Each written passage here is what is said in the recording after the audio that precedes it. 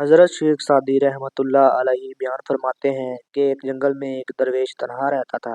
ایک دن ایک بادشاہ کا گزر اس جنگل سے ہوا۔ درویش نے بادشاہ کی جانب کچھ توجہ نہ دی۔ بادشاہ چونکہ شان و شوکت والا تھا، اس لیے درویش پر ناراض ہوا اور کہنے لگا، یہ لوگ جانوروں کی مانند گھٹیا ہوتے ہیں، ان میں انسانیت نام کی کوئی چیز نہیں ہوتی اور یہ غیر مذہب ہوتے ہیں۔ بادشاہ کا وزیر اس درویش کے پاس آیا اور کہنے لگا کہ روئے زمین کا ایک بادشاہ تیرے پاس آیا اور تو نے اس کی خدمت نہ کی اور نہ ہی اسے سلام کیا۔ درویش بولا کہ اس بادشاہ سے کہہ دے کہ خدمت کی توقع ان سے رکھے جو اس سے انعام کی امید رکھتے ہیں۔ بادشاہ عوام کا خادم ہوتا ہے اور اسے چاہیے کہ وہ عوام کی خدمت کرے، نہ کہ عوام اس کی خدمت کرے۔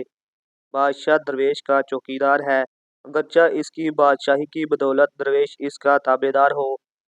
بھیڑ چرواہے کی خدمت کے لیے نہیں بلکہ چرواہا اس کی خدمت کے لیے ہوتا ہے۔ ایک شخص اگر اپنی منزل پا لیتا ہے تو دوسرے کو منزل نہیں ملتی۔ کچھ انتظار کر پھر دیکھنا کہ ظالم کا بیجا مٹی کھا جائے گا۔ جب تقدیر کا لکھا سامنے آتا ہے تو بادشاہ اور فقیر کا فرق مٹ جاتا ہے۔ قبر کھولو گے تو یہ علم نہیں ہوگا کہ یہ بادشاہ کا جسد خاکی ہے یا فقیر کا۔ بادشاہ نے درویش کی یہ گفتگو سنی تو خوش ہو کر بولا، مانگ کیا مانگتا ہے؟ وہ درویش بولا کہ تم یہاں سے چلے جاؤ اور دوبارہ ادھر کا رخ نہ کرنا۔ بادشاہ بولا کہ مجھے کچھ نصیحت کرو۔